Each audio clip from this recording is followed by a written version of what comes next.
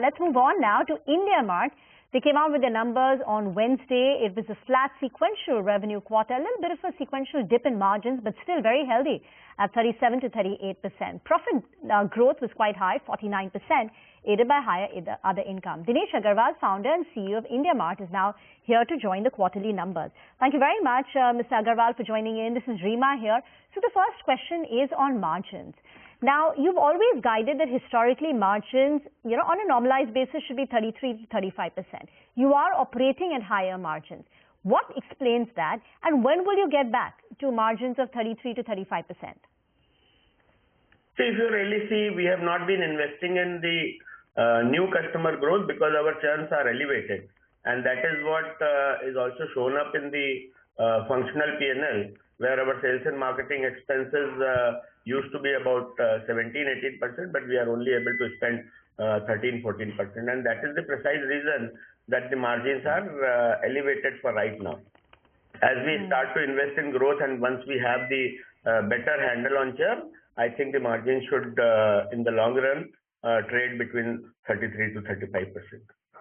So this problem of churn, it's been a problem now for a while, more than about 1.5 years. And when we speak to you every quarter, you've been saying you're taking steps to address it. Why is it, what's been the problem area, the bottleneck in addressing the high churn?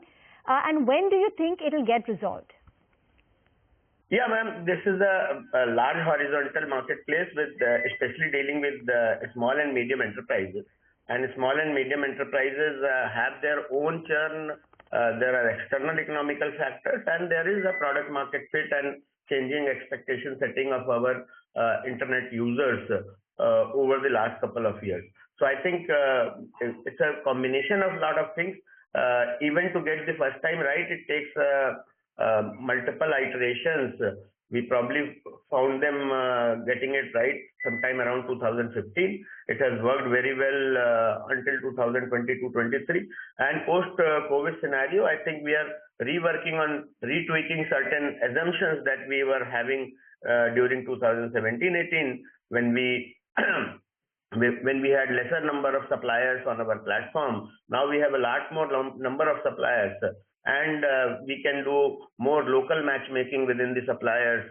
Similarly, now we have better tools for categorization of the suppliers and their products using the AI and the photos-based identification. So we are working on some of those. Hopefully, the result should be here soon. Mr. Agarwal, good morning. Thank you for joining in. What about the results among the paying subscribers, sir? You had a decline in the previous quarter. Even in this time around, your growth has just been 1%. When do you see that stabilizing? Do you see that happening in the second half of the year, or do you expect this year to be a flat year as well for subscriber addition? As I said, in the last many quarters, I have been saying that please wait for a couple of more quarters, and I have nothing more to say even today. So let's just we are keep working. We have done that multiple times in the past. I think it is taking much longer at this size and scale today. But I am pretty confident that we and our team would be able to find a better solution to this. Do you think 2 more quarters, 3 more quarters? I know this is a tough one, Mr. Agarwal, to answer, but that's the question everyone wants to know. So because IndiaMART was such a high-growing company, high-growth company, just till 1.5 years back, and things have slowed down with fewer paying subscribers, the high churn, and therefore now you're not investing. So, when does it get back to what it was, say 2-3 years ago? Yeah, that's what I'm saying. Let's just wait for a couple of quarters, and I hope I'm able to give you a better news. Okay. Until then, margins will remain elevated. Yeah. All these things will get fixed together. Yes. Low churn, return of paying subscribers back to 5,000 rupees, and then margins coming back to 33 to 35%. All of them are tied, and they will all happen together. Yes. Okay. What about collections? We've seen a bit of an improvement in your collections, at least in Q4 versus the prior quarters. But again, it's still lower than the historical levels of 15%. Can you throw some more light on what led to the collection improvement and the way forward? Yeah, so collection has 2 parts. One is the average collection per customer that we get, and that has been doing very well. So whatever growth that we got in 2022 and 2023, many of those customers have upgraded to gold and platinum. And currently our gold and platinum base accounts for about 75% of the overall collection and revenue. And there even the average collection per customer is going up quarter on quarter. If you see last so many quarters, it has been almost 8 to 10% every quarter. While the second part of that is the number of paying customers, and since the number of paying customers we have not been able to grow because due to elevated churn in the first year silver monthly and silver annual customers, that's where the second part of the customer collection growth is not coming. Otherwise collection growth would have been in the higher double digits. So currently until we fix the paying supplier growth, I think the collection will remain in this range. The other bright spot this time around has been the improvement in ARPUs, Mr. Agarwal. It was up around 11%. Do you see any further scope of increase here as well? I think in terms of percentage, no, but this will continue. About 8 to 10% of the ARPU increase will continue for at least next 1 year. That much I can say. Okay, 8 to 9% improvement every quarter in ARPU, at least for the next 1 year, is what you have reasonable confidence about. What is the cash right now on the books, and what is the board thinking in terms of deployment?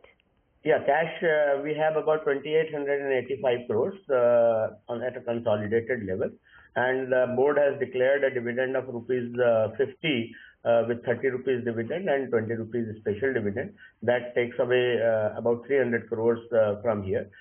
We have about 1,678 crores of deferred revenue. So that leaves us with about 1,000 crores of safety cash for a company of our size.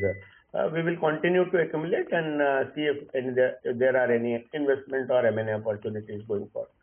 Do you see those deferred revenues trending down, Mr. Agarwal, anytime soon with 1,600 crores? Do you expect that to come down and accrue to your P&L statement?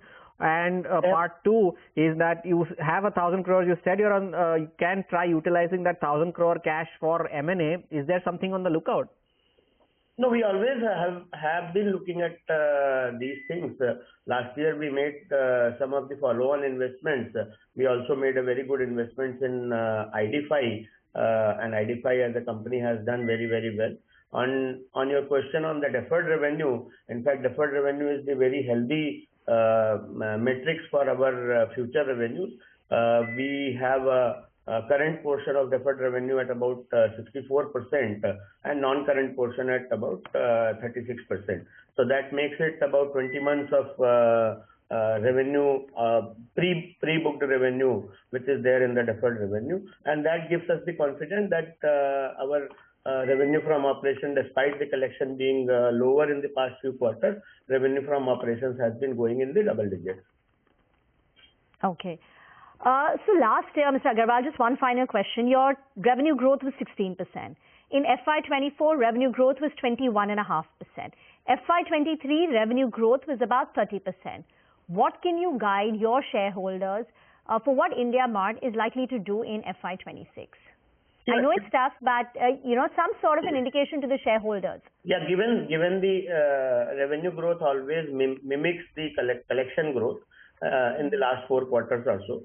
So if you really see the last year, entire year, the collection growth has been about 9%, and based upon that, we can assume that revenue growth will also come matching towards that side for the next year. Unless the collection growth improves significantly based upon the paying suppliers growth, the revenue growth will also come down to about 10%.